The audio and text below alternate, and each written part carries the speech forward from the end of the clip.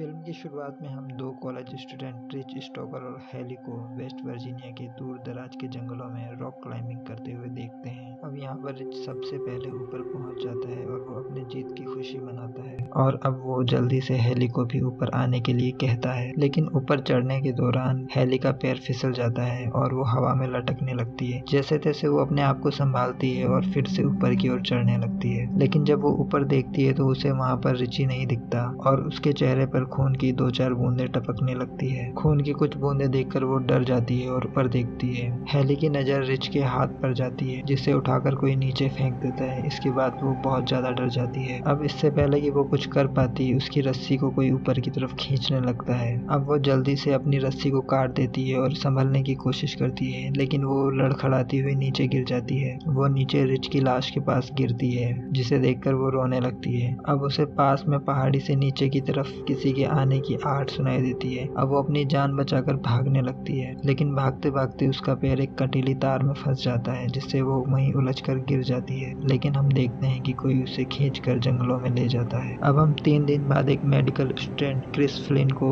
देखते हैं। ये अपना इंटरव्यू देने के लिए ग्रीन ब्रियर काउंटी की पहाड़ियों से होता हुआ जा रहा होता है, लेकिन रास्ते में वो एक ट्रैफिक जाम में फंस जाता है। क्रिस एक ट्रक ड्राइवर से इस ट्रैफिक जाम के बारे में पूछता है तो उसे पता चलता है कि आगे कोई केमिकल ट्रक पलट गया है और रास्ता क्लियर होने में कई घंटे लग सकते हैं। अपने आप को ट्रैफिक में फंसता हुआ देख वो अपनी गाड़ी को वापस घुमा लेता है और अपनी कंपनी में फोन करके अपने लेट होने की खबर पहुंचाने की कोशिश करता है, लेकिन पहाड़ी इलाका होने की वजह से वहाँ पर नेटवर्क की प्रॉब्लम थी। अब रास्ते में उसकी नजर एक गैस स्टेशन के बोर्ड पर पड़ती है और वो अपनी गाड़ी को उस दिशा में मोड़ लेता है। अब रास्ते में उसे एक के बाद एक बहुत सी गाड़ियां नजर आती है। गैस स्टेशन पहुंचने पर उसकी नजर गैस स्टेशन के मालिक पर पड़ती है, जो देखने में बहुत ही बीमार लगता है। अपनी गाड़ी से उतरकर वो कंपनी में फोन करने की कोशिश करता है। फोन खराब होने की वजह से वो कोई बात नहीं कर पाता। अब वो गैस स्टेशन के मालिक से शहर पहुंचने के दूसरे रास्ते के बारे में पूछता है, लेकिन वो आदमी इसकी बात का कोई भी जवाब नहीं देता है। तभी क्रिस पास ही लगे एक नक्शे को देखता है। नक्शे में उसे शहर पहुंचने के लिए एक कच्चा रास्ता दिखाई देता है। क्रिस इस रास्ते के बारे में उस गैस स्टेशन के मालिक से पूछता है तथा वो क्रिस को इस रास्ते से जाने की सलाह दे देता है। अब क्रिस गाड़ी लेकर उस रास्ते की तरफ रवाना हो जाता है। अब रास्ते में आगे जाने पर उसे एक इंटरसेक्शन दिखाई देता है। वहाँ पर पहुँचने पर उसे एक शॉर्टकट रास्ते का बोर्ड दिखाई देता है। थोड़ी देर सोच में पड़ने के बाद क्रिस अपनी गाड़ी को इस कच्चे रास्ते की तरफ मोड़ लेता है। थोड़ा आगे जाने पर इसकी नजर एक मरे हुए हिरण पर पड़ती है। अब इस हिरण को देखने के चक्कर में क्रिस की गाड़ी का एक्सीडेंट हो जाता है।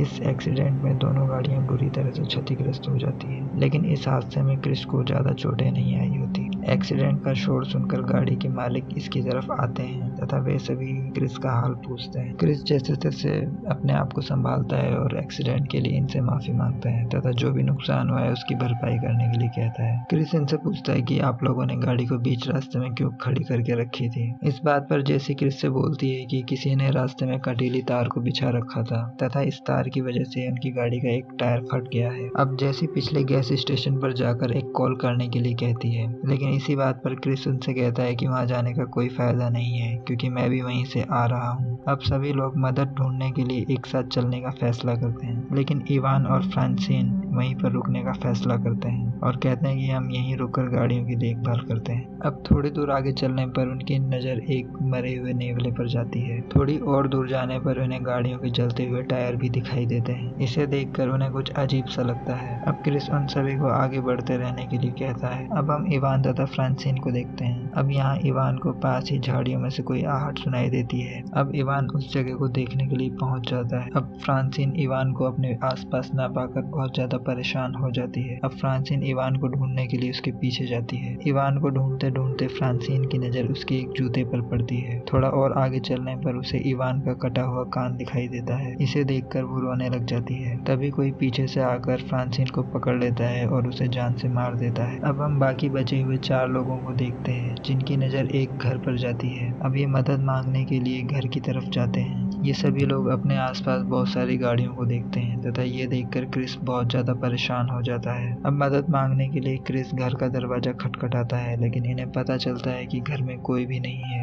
अब ये लोग जैसे ही घर के अंदर आते हैं तो उनकी नजर खाने की टेबल पर पड़ती है तथा ये खाने की टेबल बहुत ही ज्यादा गंदी थी। इन लोगों को गाड़ी की चाबियां भी मिलती है। यहाँ चार्ली को एक बाथ टब में कटा हुआ हाथ भी दिखाई देता है। अब क्रिस जैसे ही एक फ्रिज को खोलता है तो उसे उसमें बहुत सारे डिब्बे दिखाई देते हैं। इसके अंदर बहुत सारे इंसानों के अंगों को रखा गया था।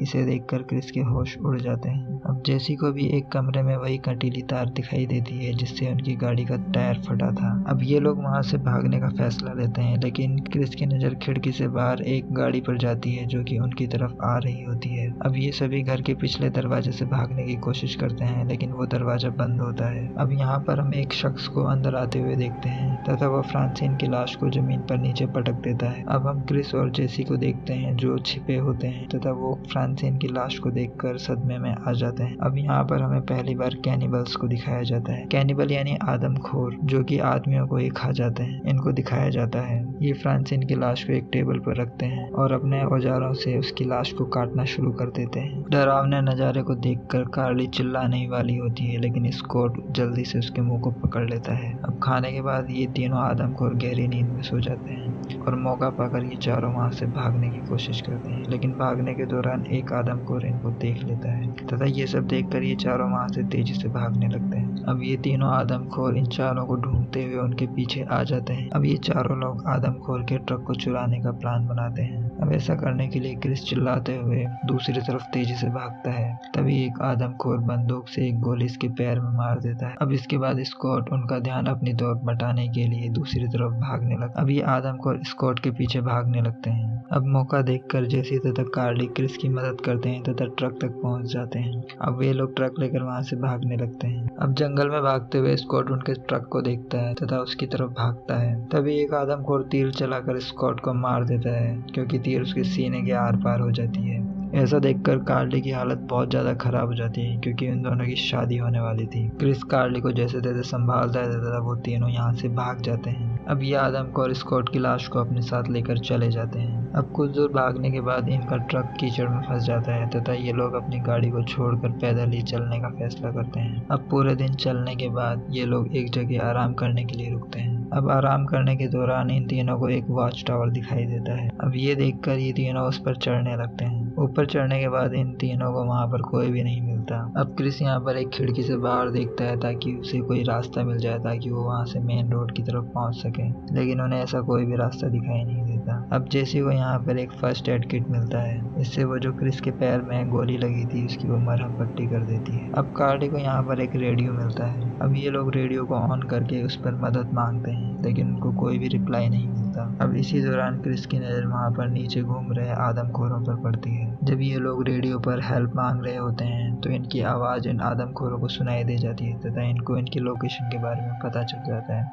तथा अब ये तीनों आदमखोर उस वॉच टावर पर चढ़ने लगते हैं। अब जैसे ही ये लोग वॉच टावर के अंदर घुसने लगते हैं तभी क्रिस वहां पर रखे सामान को उस वॉच टावर के एंट्री गेट पर रख देता है। अब ऐसा करने से ये लोग अंदर नहीं घुस पाते। अब एक बार फिर कार्ली रेडियो पर हेल्प मांगती है, लेकिन तभी ये आदमखोर रेडियो के वायर को तोड़ देते हैं और अब ये आदमखोर इस वॉच टावर को भी आग लगा देते हैं। अब आग लगने के बाद कार्ली अपनी जान बचाने के लिए वहां पर रखे एक बक्से को उठाकर उस वॉच टावर की खिड़की को तोड़ देती है। अब क्रिस को वहां पर नीचे एक पेड़ दिखाई देता है। अब ये सभी अपनी जान बचाने के लिए एक एक करके उस पेड़ के झुंड पर कूद जाते हैं, लेकिन ये आदमखोर इनको उस पेड़ पर कूदते हुए देख लेते हैं तथा वो भी उस पेड़ पर चढ़ने लगते हैं। अब ये तीनों अपनी जान बचाने के लिए एक पेड़ से दूसरे पेड़ पर भागने लगते हैं। अब इसी दौरान एक आदमखोर पीछे से आकर कार्ली के चेहरे पर कुल्हाड़ी से वार करता है तथा उसे मार देता है। अब ये सब देखकर जैसी चिल्लाने वाली होती है, लेकिन क्रिस उसका मुंह पकड़कर उसे चुप करा देता है। अब क्रिस एक प्लान बनाता है। इस प्लान में क्रिस एक डाली को अपनी तरफ खींच के खड़ा हो जाता है। प्लान के अकॉर्डिंग जेसी उस आदमखोर को अपनी तरफ बुलाती है। अब ये आदमखोर जेसी के पीछे पड़ जाता है। अब वो जैसे ही जेसी को मारने वाला होता है क्रिस उस डाली को छोड़ देता है, जिससे वो आदमखोर नीचे गिर जाता है। अब मौका पाकर ये दोनों वहां से भाग जाते हैं तथा एक झरने के पास पहुंच जाते हैं। अब पूरी रात ये दोनों वहीं झरने के पास पत्थरों के बीच में आराम करते हैं। अब सुबह होने पर ये दोनों रास्ता खोजने के लिए वहां से निकलते हैं। लेकिन आदमखोर भी उनको ढूंढते हुए वहां पहुंच जाते हैं तथा उन पर अटैक कर देते हैं। अब इसी दौरान क्रिस नीचे गिर जाता है, लेकिन ये आदमखोर जेसी को पकड़ लेते हैं तथा किडनैप करके वो उसे अपने साथ ले जाते हैं। अब थोड़ी देर बाद क्रिस वहां पर एक पुलिस की गाड़ी को आते हुए देखता है। अब मदद मांगने के लिए क्रिस उस गाड़ी को रोकता है। अब क्रिस इस पुलिस वाले को इन आदमखोरों के बारे में बताता है। अब ये पुलिस वाला क्रिस को ठीक से पूरी बात बताने के लिए कहता है, लेकिन इतनी ही देर में एक तीर उसकी आंख में आकर घुस जाता है। ऐसा करने से वो पुलिस वाला वहीं मर जाता है। अब इस आदमखोर को अपनी ओर आते हुए देखकर क्रिस गाड़ी के नीचे छुप जाता है। अब ये आदमखोर गाड़ी के नीचे देखता है, लेकिन जब तक क्रिस वहां से भाग चुका होता है। अब ये आदमखोर उस पुलिस वाले की लाश को अपनी गाड़ी में रख लेता है और इस गाड़ी को स्टार्ट करता है। अब मौका देखकर तुरंत क्रिस भी इस जीप के नीचे आ जाता है तथा लटक कर इस गाड़ी के साथ चला जाता है। अब हम एक घर को देखते हैं जिसके अंदर आदमखोरों ने जेसी को बांधा हुआ है। अब क्रिस भी गाड़ी के साथ साथ उस जगह पहुंच जाता है। अब ये आदमखोर जैसे ही जेसी को मारने वाले होते हैं, क्रिस उस घर में आग लगाकर और दीवार तोड़ता हुआ एक गाड़ी लेकर